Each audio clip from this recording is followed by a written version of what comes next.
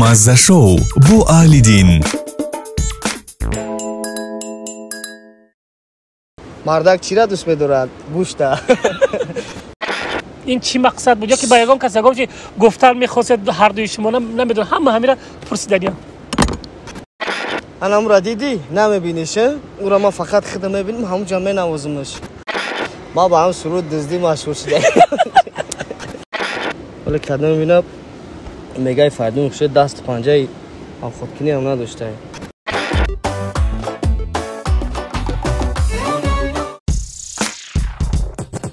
مزه شو با اهلیدین. برای به دست آوردن دل مرد زن خوراک بالازد آماده میکنند، لیکن وقتی که مرد خود خوراک میپزد او چی مقصد داشته باشد؟ سلام، اهلیدین هستم و نخست برنامه مزه شو با اهلیدین. مهمان امروزه ما است یک مرد با هنر، هنرمند، موسیقی ساز، آوازخوان. آوازش از تاجیکستان بیرون به نهایت مشهور است و آن هم هست فریدون خورشید. سلامت باشه فریدون جان، خوش آمدید. سلام. سلامت باشه کلدین، زنده باشی. پیش از همه هر دمانم مخلصای عزیزی همین برنامه یکم کانال ایترا بعد مخلصای مرا همشه با نوروز عجم تبریک میگوییم. بگذار که همه مثل سبزه و گل همه همچین شکوفان باشن، سرسبز باشن. راست بله. امروز فریدون جان برنامه ماست در آیدی. ما می‌دانیم که شما در صحنه جلو میکنید، میرقصید، میبازید سرودهای نو، لیکن هیچ کس نمی‌داند که شما چه خیلی خوراک آماده میکنید. برای که ما هیچ پختم باشی. ما از سببی که اگر اهمیت داده باشید در یگام هم خیلی برنامه پخت و پز اشتراک کردن نمیتونم، از سببی که ما هنر پخت و پزیم کم ایجام. خیلی با مخلصان فریدون بگم که مبارک شود، شما اولین شده می‌بینید که فریدون چه خیلی خوراک آماده میکنه. زنده باشید. امروز چی خوراک است؟ ما امروز ای همه قطعی برادرام رفیقام که هر جا میریم میشینیم صحرا اگه جایی که دور از شهر ما همجا برای همین چی میگن اوقات مردکی هر چی که تابع دل خمون است همون را تیار میکنیم. مقصد مردک چی را دوست می‌دارد؟ گوشت. همین روز خواستم که یک گوشت اکم در روغن تفت بتیم هم خیر ماینش میبینید مرحمت رفتیم. شما خوراک پخته میگید فریدون جان، من سوالای خودم به شما پیشنهاد میکنم. رفتیم سر میکنیم ای اینمی گوشتم آینده کنم. مرحمت. فریدون جان به نزدیکی یک دویت سرایدید با زلیخا محمد شایوه. از همین سوال میگرفتی؟ نه که سوال نمیگرفتم جون. همین سرودی که با زلیخا سرایدید این چی بود؟ این چی مقصد بود؟ یا که با یگان کسی گفتن می‌خواست هر دوی شما نمیدونم همه را پرسیدن. اخیر راست گپ همون جا معلومه یگان چی میگن شخصا در یگان کس در یگان چیز دخل نداره، همچون دویتی دوستانه. تمام. سوال نوبتی در همه کلیپ های فریدون خورشید دیده می شود. فریدون خورشید گویا که در هوا یک چی داره؟ اسباب موسیقی در هوا؟ آه نه چیه؟ همه کلیپ ها ده هست فریدون خورشید هم خیلی میگه. همون اسباب دیدی؟ سبب در اونجا هیچ نیست. همون را دیدی؟ نمیبینیش؟ او را ما فقط خودم میبینیم همون جمع نوازمش. تمام. یک چی میگم آدم نمیسال شخصا ما یک حسیاتی خما هر خیر نغمه و اشاره خطی خیلی چی میگم این سند عهد کنار نداره، حد کنار نداره. انسان وقتی که در همون دوران موسیقی میدره باید چیکارش فورا کردن میگیره. قریب که همه سراینده های تاجیک قریب که همش در آلبوم هایشان سرودهای دزدی دارند، ولی در آلبوم فریدون خورشید هم یک دو تا هست. ما میاد بگم ما با هم سرود دزدی مشهور شدیم. همون سرود اگر که برای هم قدر من خیال میکنم که چی میگن اگر صنعتکار طرز اصولی یگم نو تازه خطی بروره همون را بحر مخلصاش یگم جای چی بزیبیش نداره. شخصا سردوی که دما مقبول شوه من مثال یگان کس اگر سرودای ما را بخونه من خرسان میشم که همین سرود همین آدم دا معقول شدگیه یگان جای چی نداره برای که یکم مؤلفگری همین سرود را میبینن کیه اگر ای ما را کدومی بخونه نگرفته خوندم میگیرن نه که اگر ای کدومی که ما دا معقول شد من خوندم میگیرم بله سوال بودیم فریدون خورشید برای چی شاگرد ندارد همه سراینا قریب دارن فریدون خورشید مکتب فریدون خورشید نیست شاگرد فریدون خورشید نیست شاگردی فریدون خورشید نیست اگه من رو سیگاب دارم شاگرد چی میگن شاگردای اینا هست دو درکو یکم چی میان اکا یاد بوده یکم چی میگن یکی وقت من یکمش خودم استاد نیستم من یکم مکتب موسیقی هم نخوندم من همه هر چی که با ایشان نمیشیده بیدم اینا شبیخی میدونم چی؟ همون اوقات مردخره گفتیم که میره بودم خیلی تفش بیتی دیگه نگوشته کنیم من نمیدونم این چی اوقات مردکی هست خیلی نصیب در آخری هم زنک هم مردک میخوره اونه که اگر زنک ها تیار کنن کم تخشون تیار میکنن این مردکیش همیه که نداره قانون قایده من خیلی در آخری برنامه ببینیم سلامت بشی ولی کدام میبینم میگه فردون خشید دست پنجه هم خودکنی هم نداشته من یگان بار نکدم و خاطری برادرمون خیلی مخلصه فریدون خورشید از همینجا میفهمیم که فریدون خورشید چه خیلی خوراک میپزن نکی ما را دستیم با مزه با میدونی همین نیست در یک کامنتاری فهمیده بودن که فریدون خورشید صدایی با مزه دارن ما یادی تیار کردگیم میدونی یک برو یک 4-5 تا بودنه را هم خیلی جرید کرده بودم هر چیزکش داختم خوردم که با مزه بوده بعد فهمیدم که میتونستم بغیر خرید هیچ که نخورد بیخ شاهد نیست نه یک چنگ آدم بوده فریدون جان گوشت آماده شد دیگ تسبیح با چی کنم؟ بریم روغن یکم دام داریم دیگ میتسبونیم مرحمت صحنه رو میتسبونیم دیگ رو میتسبونیم بسم الله الرحمن الرحیم اول با بسم الله آغاز می‌کنیم یا خود مرا کی میخودا باشه من نمیدونم این چی خوراک میشه لیکن ای رفتی کار که با مزه میشتگی از میتوان باید داری خوراکی حاضر اومدن میکنی فریدون با چند قرار روغن روان هم تقریبا همین همش میروان تقریبا 1 لیتر گوشت چند قبل برای که من در تنه هم پکیت 3 کیلو نویسگی بود گوشت برای 4 و 10 معقل با فکرم که بس هست فرید اینجا یک قدر گوشت ریزه کردیم این پی برای چه؟ همین روغن هم تیم بو نکنه که هم بوی همون روغن همه گیره بعد نگیره میشه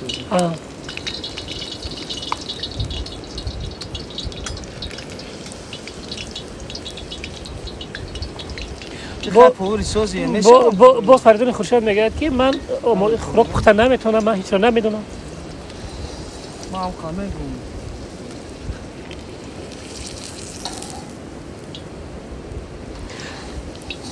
فریدون جان شما در خانه چند فرزندید؟ چند فرزندیم؟ بله ای خودم کلان اپا دارم خودمون 2 خواهر دارم یا 2 دار 6 کس 5 کس 5 کس در هر یک خانه وقتی که فرزند بسیار است یک کس رو بسیاری بد دوست می‌دارن کی رو من بودم نگونی کی فرزند دوستان یا که همون مایدکی میشود تو این خانه داد فرزند دوستان مایدکی بعد رشک نمی‌کردید ما مردکای کلان نگاه که جورش کنیم بسم الله الرحمن الرحیم یه چسبیده نه دید ما گفتم که ما اوقات رشم بکنم بستان گیبه ما چو دارم کردیم بودم دو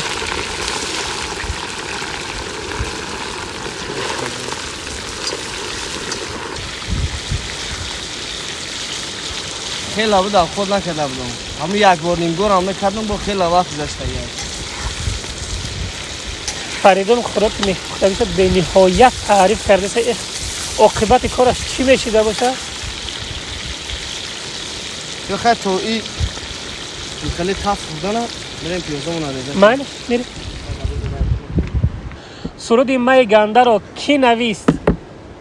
شعری همون متن شعرش رو کی نویست و سرود مای گنده را تری مرا شعر مای گنده را اپای نرگیس نویست با تخلصی پریش یک روز هم خیلی در جمع دوستان شتگی بدهیم چی میگن هم خیلی یکی پیام اومد فردون سازی تنجی خوبی که گفتم میشه واپس ساز گفت ما بطره یک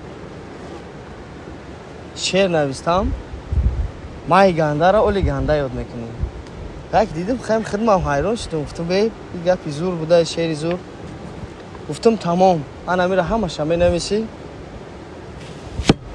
ما میگیرم میخونمش انم خیلی ما اپای عزیز بعد همه خیلی بیدار شد زنده شد و خیت شد رفت بعد راستی گپ این ما پیاز از سوز دیزکه نمیتونم دایی سرود راستی گپ قریب ما یک سال مهنت کردیم مخلصی عزیز باز همینجا کامیرا را کشتن همه پیازا را خشت ریزه کردن همین آخیران شما کده ریزه و مقصد که من نمیتونم پیاز ریزه کردن خیلی دوام دادن فریدون جان فریدون من میدونم که با پرودیوسر دلاور میزراب همکاری داره پیش از دلاور میزراب با کدام پرودیوسر همکاری میکردی؟ پیش از دلاور میزراب پرودیوسر نداشتم یک برادر داشتم هم کورسم بود بیروز جان ما همه کارمونه همه دوای صنعت خیلی مثال ما پیش از حافظیم با مثال گفتم با میگن ما در همه پیش از حافظیم خطی سرانده ها کار میکردم ما همه چی میگن راه و روش صنعت کم و بیش بدونستم برای من مشکل نبود بعد اکی دلوار که پیدا شد چی میگن هزار آمد بسیار کاری ما را آسان کرد با فکرم دیگه سوخت دیگه سوختم ما را با گپ نگی که ما یک گپ دا بدرم خواست باید ما در دیگه چی کار کنیم؟ دادک او میدوزیم جی خوراک صحرایی ما شوربا شوربا نیست او همون یک سیری داره که هم او باید همه گوشتت ملایم کنه خشو کنه خیلی خوراکش ما همه همه او همه گیریم میریم همونجا میریم این هم خدر شمه ریزیم 700 گرم خیلی مرحمه هر جای باشه فریدون شوربا میکنه ولی قدیگه تو با فیلم احمد هم چه احمد نبوده یا به خاطر که خوراک صحرایی گفته یا با کاموسکی باید با نگوان که اهل دین کرده این سیرش باید رزه میشه تا خلا نمیرم خواد بعد دلو فریدون با پرودیوسر کار کردن آسانه یا به پرودیوسر بودن آسانه؟ اگه برای آدم پروفشنال باید پرودیوسر باشه برای اینکه آدم اگر که با همون سطح درکاری در سطح بالا باید برسه باید با پرودیوسر کار کنه برای که پرودیوسر کار مشکل است همه کار در همین صنعت ما اهمیت پرودیوسر مباشر تواتاتون بخیردی کنیم از صنعتکارهای تاجیک کی را بسیار میپسندی؟ ای صنعتکارهای تاجیک خیلی کدومی که در همه صنعت تاجیک یک پیشروی میکنه یکم چی میگن نویگری میوره خیلی بسیار از سرانده خمون همش بهترین هم با خدا فکر میکنم که کدومش که یک سرودی خوب کردگی یک کلیپ بهترین کردگی او در دل مخلصا جا میشود بگوی نگوی و مو شنوانده خیچم میوان در صنعت استرادای حاضره کمبودی را در چی میبینی؟ کمبودی اکی و زیوجی کمبودی بسیار است من سبب که حاجی الدین برادر مونه حاجی گفته گپ میزنم کمبودی را اگر ای پیش بگردی با خدا سراپا کمبودی در همه دنیا همه باور که چیزی که ایدستمون بیاید میکنیم برای پیشرفت تاجیکستان، برای پیشرفت صنعت تاجیک. با خدا اگر کمبودی را بیو اگر دربارش گپ زنیم همون کمبودی بسیاره، همون کم و بیش که خداوند موفق مون کردگی هموش شکر دعا میکنیم که خدا با عید پیشرفت مقصد پیشکار باشه. نصیب. انشالله. یک سوال دیگه دارم فریدون جان، برای چی فریدون خورشید قریب که در صحنه چند سال شد؟ اولین سرودم سال 2011 سروده که خیلی مشهور شدم، آخرای 2013 اولای 2014. 2014 میگم که 7 سال شد. 7 سال که فریدون خورشید را همچون سراینده نامدار استراد تاجیک میشناسند. برای چی فریدون خورشید یگام بار کنسرتی خود را نگذاشت؟ پیشنهادی شنونده خود نکرده است، کنسرتی خودش فریدون خورشید گفته. اولا اگه اون که در نقشه مای کم اکه مشکل ما میخواهیم که همه اقلا یک کنسرت هم کنم، همه خاطرمان باشه، کنسرتی یعنی که بهترین باشه. ما مخلصای خما حرمت میکنم، نمیخوام که اگه اون چیزی بزیبه پیشکش کنم. با همین خاطر اگر دیرم باشه منظرت میخوام، لیکن من انشالله باوری دارم که اگر که در همه چی میگن حافظیم اقلا یک کنسرت هم کنم، یک کنسرتی بهتره که یک کنسرتی باشه که خاطرمان باشه.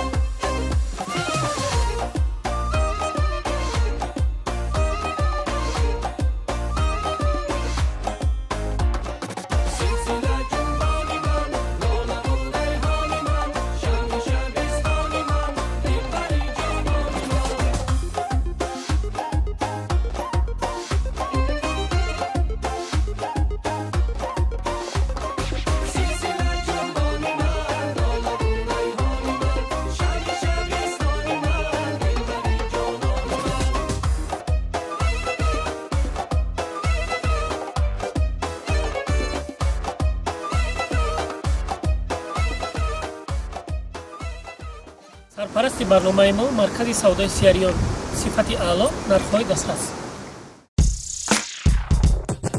مزه شو بو آلیدین. اینک دوستان عزیز خوراک آماده کرده فریدون خورشید را حاضر میچشیم و بها میدهیم. اینا بها نمیتی دیگه. این بهاش دودگی ای. اینا میخری فقط راحت میخوری. نه به هر حال. بهوتیه دیگه. سخته یا؟ نه با مزه. با مزه.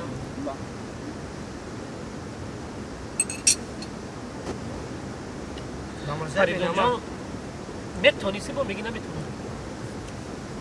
وجه اکای موبایل هم قنقا بومبو همی داشتی رفت. خوب با مزه. با مزه؟ خوش مزه. ای بخدو. رنگ همون اوقاتو چی اومدن؟ توی اون. در اون جوگامه را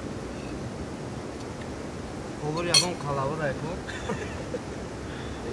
مخلصان فریدون خورشید، شما دیگر با باوری کامل گفته می توانید که حافظ دوست داشته شما فریدون خورشید خوراک‌های مردانه را به سطح عالی آماده کرده می تواند. فریدون جان باز یک بار دیگر خوش آمدید به برنامه ما. سلامت باشید. تا دیدن. مزه شو بو آلیدین.